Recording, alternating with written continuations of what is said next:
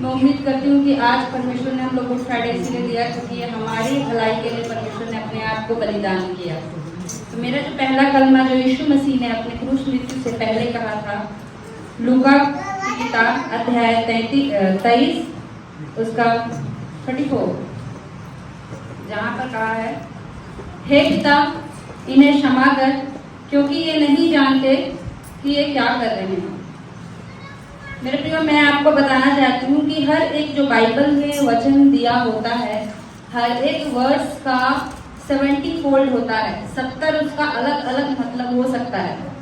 तो ये अलग अलग सिचुएशन में परमेश्वर ने हमको ये चीज दिया हुआ है। ये पर्टिकुलर ये शब्द वो हमारे लिए क्यों बोला गया कि ये नहीं जानते कि ये क्या कर रहे हैं। तो ऐसा क्या परमेश्वर चाहते थे कि हम नहीं जानते हैं और परमेश्वर को ये बोलना पड़ा। कुछ और भी बोल सकते थे, पर यही शब्द क्यों बोला गया। और स्पेशली जो अंडरलाइन करने वाली बात है कि हे पिता इन्हें क्षमा कर। क्षमा करने के लिए वो क्यों रिक्वेस्ट कर रहे हैं गॉड के पास, हमारी गलतियों को क्षमा करने के लिए, क्योंकि वहां पर जितने भी क्रूस मृत्यु के लिए जितने भी सिपाहियों को ऑर्डर दिया गया था, आज्ञा दिया गया था, वो उसी चीज को पूरा कर रहे हैं। अगर आप उसको दूसरे तरीके से देखा जाए तो हम ही वो लोग हैं जो अपनी गलतियों के कारण क्या करते हैं, हम दूसरों को दोष लगाते हैं। तो मैं ऐसे 3 पॉइंट्स आपको बताना चाहती हूँ जो मैंने सीखा है और मैं अपने लाइफ में उतारी हूँ। तो मैं चाहती मेरे जीवन में काम किया, आप भी इस चीज को जाने कि यीशु मसीह ने क्यों बोला, ये हमारे बिहाफ में परमेश्वर पिता को क्यों बोला कि ये क्षमा कर, क्योंकि ये नहीं जानते हैं। तो पहला चीज जानने के लिए मैं आपसे विनती करूंगी, आप मेरे साथ बोलेंगे मत्ती अध्याय 7 का 1 से 2। मत्ती अध्याय 7 का 1 से 2।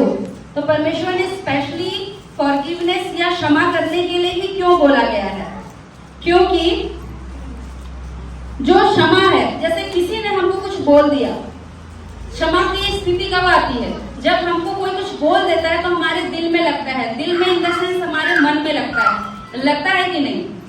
तो जब कभी कोई कुछ बोलता है तो सबसे पहले हमारे मन में लगता है, और जब हमारे मन में लगता है तो हम रिएक्शन के रूप में, कुछ लोग बोलते नहीं है, कुछ लोग बुड़बुड़ाते हैं और कुछ लोग उसी समय रिटेलिएट कर देते हैं, मतलब उसके अगेंस्ट में बोलना शुरू कर देते हैं। ठीक है, तो क्षमा नहीं करने से क्या होता है। तो पहला हमको वचन बताता है यीशु मसीह क्षमा कर, ये हमको सिखा रहा है। तो मत्ती 7 का 1 में बोलता है, दोष मत लगाओ कि तुम पर भी दोष ना लगाया जाए, क्योंकि जिस प्रकार तुम दोष लगाते हो उसी प्रकार तुम पर भी दोष लगाया जाएगा, और जिस नाप से तुम नापते हो उसी नाप से तुम्हारे लिए भी नापा जाएगा। आमीन।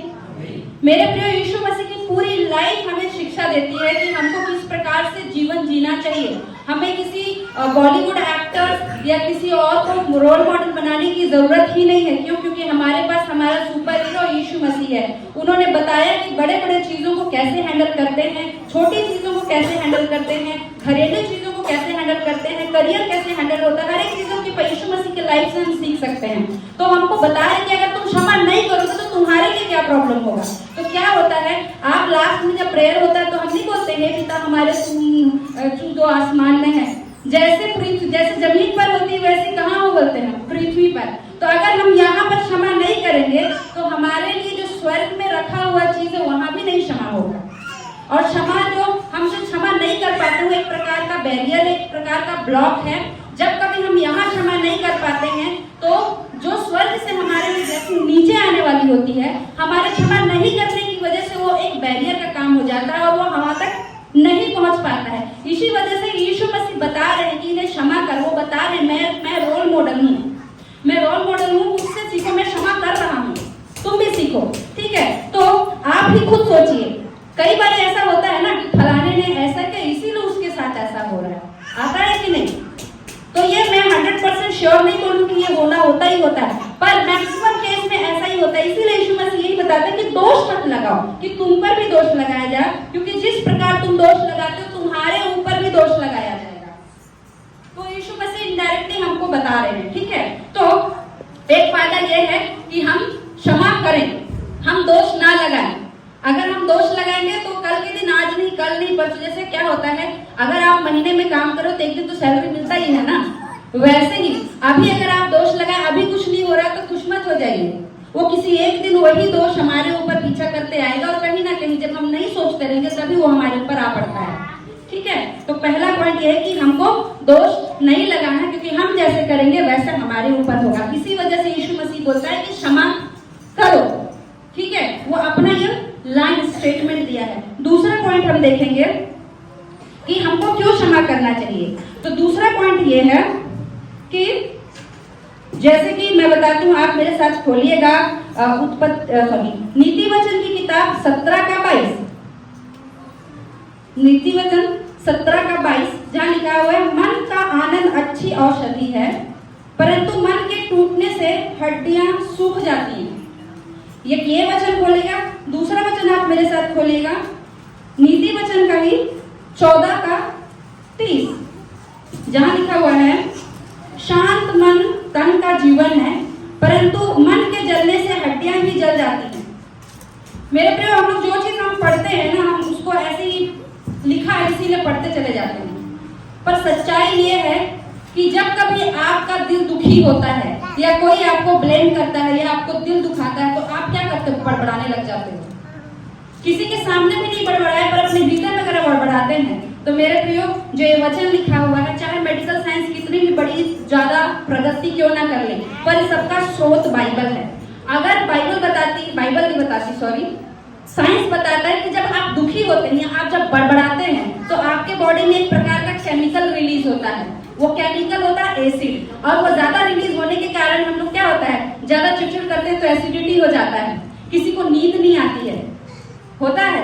दुखी होने से क्या कोई सोता है? कोई नहीं सोता, रोते रहते हैं, दुख हो जाता है, तो हमारे बॉडी में केमिकल रिलीज होता है, वही केमिकल एसिड होता है, और वही एसिड हमारे हड्डियों को कमजोर करती है। तो मैक्सिमम आपकी हड्डियों की जो परेशानी है, ये सच में बोलिए कोई स्पिरिचुअल अलग वाली चीज नहीं है। हड्डी की प्रॉब्लम से अगर आजाद होना चाहते हो, आप क्षमा करो।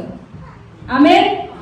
क्योंकि अगर आप क्षमा नहीं करोगे, बड़बड़ 1 दिन 2 दिन 24 घंटा साल भर बड़बड़ करते रहोगे। सो बेटर बड़बड़ कर रहे हो तो फलाने के पास जाके बोलो, फलाना नहीं है कि मुझे अच्छा नहीं लगा, पर फिर भी मैं तुम्हें क्षमा करती हूँ, चलिए हम प्रार्थना करें। तो ये मेरी साइड से सलाह नहीं, बाइबल यही बोलती है। जब कभी आप किसी के साथ इस तरह से आपका पंगा हो, तो जाओ उसको बात करो, उसके बाद मिल के आपस में प्रार्थना करो। तो वहां पर क्या है, ये बड़बड़ाने वाली एक दुष्ट आत्मा होती है, और ये दुष्ट आत्मा की स्पेशलिटी ये है कि हड्डियों को पकड़ता है।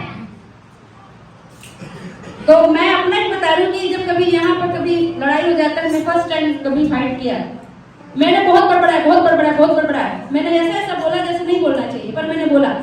बाद में जब बोलने के बाद मुझे एहसास हुआ कि मेरे अंदर से कुछ एनर्जी खत्म हो गया है। मैं अपने आप में ऐसा दोष महसूस हो रहा है, दोष लग रहा है। दोष लगाने वाली भी दुष्ट आत्मा होती है। तो तीसरा पॉइंट मैं आपको बताना चाहती हूँ कि जब हम क्षमा नहीं कर पाते हैं, जब हम रिटेलिएट करते हैं किसी को, हम लोग हाँ मैं तुझे देख लूंगा या फलाना कर दूंगी या धमकाना कर दूंगी, जब ऐसा बोलते हैं तो हमारे साथ क्या होता है। आप मेरे साथ खोलिएगा उत्पत्ति की किताब अध्याय 3 उसका 9 से 14। मैं तीसरा पॉइंट आपको बताना चाहती हूँ कि आपके बड़बड़ाने से, आपके क्षमा नहीं करने से, आप जब क्षमा नहीं करते हैं और दुखी होकर के जब बड़बड़ाने लगते हैं, जब आप दोष लगाने लगते हैं, तो आपको जो दिया हुआ अधिकार है वो दूसरों को चले जाता है जिसके ऊपर आप बड़बड़ा रहे हैं। तो देखिएगा, अगर आप यहाँ पर स्टोरी में थोड़ा छोटा फॉर्म में बताऊंगी, मैं थोड़ा सा पढ़ देती हूँ। उत्पत्ति अध्याय 3 उसका 9 से लेकर के 14 जहाँ लिखा हुआ है, तब यहोवा परमेश्वर ने पुकार कर आदम से पूछा, तू कहाँ है? उसने कहा, मैं तेरा शब्द बारी में सुनकर डर गया, क्योंकि मैं नंगा था इसलिए छिप गया। उसने कहा, किसने तुझे बताया कि तू नंगा है? जिस वृक्ष का फल खाने को मैंने तुझे मना किया था, क्या तूने उस फल को खाया? आदम ने कहा, जिस स्त्री को तूने मेरे संग रहने के लिए दिया, उसी ने उस वृक्ष का फल मुझे दिया और मैंने खाया। तब यहोवा परमेश्वर ने स्त्री से कहा, तूने ये क्या किया? स्त्री ने कहा, सर्प ने मुझे बहका दिया, तब मैंने खाया।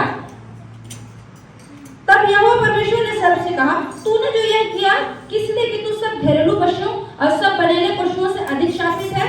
तू पेट के बल चला करेगा और तू जीवन भर मिट्टी चाटता रहेगा। आमीन। नोटिस किया इसमें क्या लिखा हुआ है? मैं छोटा सा स्टोरी इसी को ही बताऊंगी शॉर्ट फॉर्म में। जब हम दोष लगाते हैं या ब्लेम करते हैं, तब हमको जो अधिकार दिया गया है वो दूसरों में ट्रांसफर हो जाता है। इसको हम बोलते हैं लॉ ऑफ एक्यूजेशन, दोष लगाने के नियम। तो क्या हुआ था, जब यीशु मसीह था, जब परमेश्वर ने आदम को बनाया था, तो आदम को ये पूरी पृथ्वी दी थी। आप उत्पत्ति कई बार पढ़े होंगे, उसमें यही आदम को इस पृथ्वी का राजा बना के भेजा था। तो उसके अंडर में सारे जानवर थे, सारा अधिकार वैसा ही था। वचन हमको बताते कि मैंने मनुष्य को अपने स्वरूप में बनाया। तो खाली दिखने में केवल नहीं बनाया परमेश्वर ने, फंक्शन में भी वैसे ही बनाया। तो आदम जो उसी फॉर्म में बना हुआ था, और वो जो भी जानवर जंतुओं को ऑर्डर करता था वो चीजें हो जाती थी। और पहले टाइम में ऐसा बाइबल बताती कि जानवर भी बात करते थे, ठीक है। पर क्या हुआ कि अब जो घर का मुखिया होता है, जब कभी सपोज करो कोई बिजली बिल आता है, तो क्या आप अपने घर के 5 साल के बच्चे को बोलते हैं चल बिजली बिल पटा, ऐसा बोलते हैं? नहीं। क्यों? क्योंकि आपको मालूम कि वो छोटा है। तो अधिकार जो पेमेंट करने का किसका है? फादर का है। मोस्टली फादर का ही होता है कि मदर बताती है, ठीक है। फादर जो है वो रिस्पॉन्सिबल होता है बिल देने का। वैसे ही आदम के पास सारा अधिकार था, लेकिन जब उन्होंने पाप किया, जब पाप में हम लोग गिर गए, तो क्या हुआ कि परमेश्वर आकर के हेवा को पूछा। क्या परमेश्वर को दिखाई नहीं देता कि आदम ने पाप, हेवा ने मिस्टेक किया है? दिखता है कि नहीं दिखता है? परमेश्वर की बहुत सारी आइज है, वो हर चीज दे सकता है। वो फिजिकल जो बाहर है ऐसी वाली चीजें भी देखता है, और जो आप अपने मन के अंदर जो बुड़बुड़ाते करते वो भी देखता है, हर चीज को देखता है। तो क्या परमेश्वर को नहीं मालूम था जो आकर के आदम को पूछता है कि तू कहाँ है? परमेश्वर को मालूम था, लेकिन यहाँ पर आदम की रेस्पॉन्सिबिलिटी थी कि उसकी वाइफ किसके साथ जाके बकतबाजी कर रही है, किसके साथ जाके चुगली कर रही है, कौन उसके फ्रेंड है, किसकी जिम्मेदारी होती है? आदम की है, पिता की है, हस्बैंड की है, फादर की है कि नहीं है? तो ये जो है आउट ऑफ कंट्रोल हो गई, ये जो है हवा। तो उसने पाप किया, लेकिन परमेश्वर ने हवा के बजाय आदम को जाके पूछा कि तुमने ये क्या किया। पर आदम ने क्या किया? वचन बताती कि हम जो भी शब्द बोलते हैं वो आत्मा होता है, उसमें जीवन पाया जाता है, वो जीवित हो जाता है। तो आदम को जब पूछा, तब आदम ने क्या किया? उठा के किसको बोल दिया? भाई मैंने तो नहीं किया, ये मैडम जी ने किया है। तो परमेश्वर अपने आप स्टॉप कर दी उससे बात करने के लिए। आदम को छोड़ करके हेवा के पास चले गए। हेवा को पूछा, अभी तक अधिकार जो दिया था पृथ्वी पे कब्जा करने का ह्यूमन के पास ही है, इंसान के पास ही है। जब हेवा के पास गए तो हेवा ने क्या किया? वो बोला मैंने, इस दुष्ट सर्प ने मुझे किया। आपने देखा 14 में जब यहोवा हेवा को छोड़ दे कि हाँ अब ये बड़ी नहीं है, अब इसके पास अधिकार नहीं है, अब वो जो किसके पास है? शैतान के पास, तो सर्प के पास। तो सर्प के पास गया, सर्प ने बोला कुछ? चुपचाप सुन लिया। क्यों? क्योंकि स्पिरिचुअल एक लॉ है, जो स्वर्गदूत होते हैं वो पुराने नियम के अनुसार काम करते हैं। आप जो बोलोगे वही स्वर्गदूत आत्मिक दायर में करता है। जब कभी हम किसी के ऊपर दोष लगाते हैं, मतलब आप अपने अधिकार दूसरों को देते हैं, क्योंकि हमेशा कमजोर लोग ही बड़बड़ाते हैं, जो स्ट्रांग रहता है वो कभी नहीं बड़बड़ाता, वो सुन लेता है, वो सह लेता है। तो स्वर्गदूतों को लगता है कि ये बड़बड़ा रहे, कमजोर है, जो सुन रहा है वो स्ट्रांग है। तो जितना परमेश्वर हमारे लिए जो स्वर्गदूत ठहराए हैं, जो भजन संहिता की किताब 91 में क्या बोलता है? मैं अपने स्वर्गदूतों को तेरे निमित्त भेजूंगा। तो हमारे निमित्त जो स्वर्गदूत भेजा गया है, जब कभी हम दोष लगाते हैं तो हमारा स्वर्गदूत, जब हम कमजोर पड़ते हैं तो बड़बड़ बड़बड़ करने लग जाते हैं। तो स्वर्गदूत को ये नहीं है कि तू फलानी है, ढमकानी, उसको कोई लेना देना नहीं है। वो देखेगा कि तुम कमजोर पड़ रही हो, तो तुम अपने को बचाने के लिए कुछ बोल रहे हो, तो स्वर्गदूत को पता चल जाएगा कि तू कमजोर है, और जो सुन रहा है वो स्वर्गदूत अपने आप उधर शिफ्ट हो जाता है। जब वो शिफ्ट हो जाता है तो आपका अधिकार भी शिफ्ट हो जाता है। तो मेरे प्रियो, यहाँ यीशु मसीह से तो यहाँ कहते हैं कि ये क्या कर रही है नहीं जानते।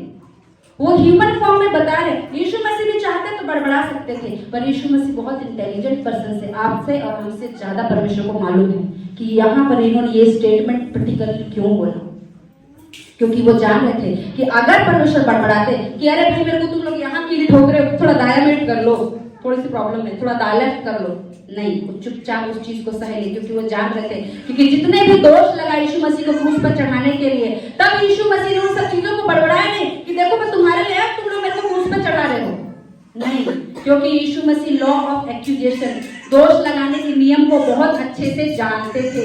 इसीलिए उन्होंने कहा कि हे पिता इन्हें क्षमा कर, क्योंकि ये नहीं जानते कि ये क्या कर रहे हैं। तो जो नहीं जान रहे वो यही चीज है।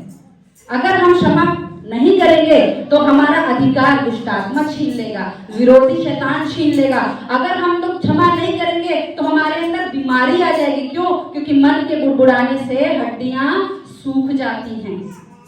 और जब अगर हम क्षमा नहीं करते तो हम दोष लगाते हैं। तो शैतान तो चाहता ही है कि बेटा मैं स्वर्ण रख जा रहा हूं, मैं तुमको भी लेके जाऊंगा। तो ये जो स्पेशली वचन हमको यही सीखने के लिए मिलता है कि आज ही आप जैसे आप और मैं, ये सिर्फ आपके लिए, सिर्फ मेरे ऊपर भी लागू होता है कि अगर हम किसी को क्षमा नहीं कर पाते हैं तो तुरंत घुटने में आके परमेश्वर को बोले कि प्रभु ये जो चीजें मेरे हृदय को दुख तकलीफ दे रही है, मुझे परेशान कर रही है, मैं किसी मनुष्य के सामने नहीं बुड़बुड़ा सकती, लेकिन तू ही एक मेरा खुदा है, मैं तेरे सामने बुड़बुड़ाऊंगी, क्योंकि मेरा जो परमेश्वर बोलता है टूटा हुआ मन मेरे लिए बलिदान योग्य है। सो किसी मनुष्य के सामने बड़बड़ करने से बेटर है हमको परमेश्वर के सामने बड़बड़ करना चाहिए। और मैंने ये किया और मुझे मालूम है कि सचमुच हड्डियां सूखती हैं, दिल दुखी होता है और कोई रिजल्ट नहीं होता, बल्कि चीजें और खराब हो जाती हैं। सो बेटर है, हमारा सबसे अच्छा चीज यीशु मसीह से हमको सीखना चाहिए, क्योंकि वो मनुष्य ने इसीलिए मनुष्य के रूप में आया ताकि हम उनसे सीखें। ये तो परमेश्वर सुपर हीरो बन के आ सकते थे, कभी स्पाइडरमैन जैसे दाएं से बाएं छत में दौड़ सकते थे, लेकिन वो ऐसा नहीं किए। ऐसे में क्या होता, हाँ परमेश्वर तेरे पास तो बहुत सारा पावर, तू ये कर सकता, वो कर सकता, हम ऐसा बोल सकते थे, लेकिन परमेश्वर ने यीशु मसीह मनुष्य के रूप में आया और हमको सिखाया और बताया कि इन्हें क्षमा कर, क्योंकि ये नहीं जानते क्या कर रहे हैं। तो हमको भी सीखना चाहिए। परमेश्वर के जैसा अगर नहीं बन सकते तो कम से कम अपने फायदे के लिए ही करिए कि आप अगर बीमारी से फ्री रहना चाहते हैं, क्षमा करिए। अगर आपके ऊपर कोई दोष ना लगाए तो आप भी दोष मत लगाइए। अगर आपको परमेश्वर के द्वारा दिया हुआ अधिकार को ऑपरेट करना है तो आप किसी और को ब्लेम करके आपको जो ठहराए वो पर्सनल स्वर्गदूत है, किसी और को मत दीजिए। आमीन। मैं इतने वचन बोल करके परमेश्वर का धन्यवाद देती हूँ और थैंक यू बोलती भाई साहब जी को कि मौका दिए, और उम्मीद करती हूँ कि आपके जीवन में परमेश्वर जो है 100% वर्क करे। आमीन।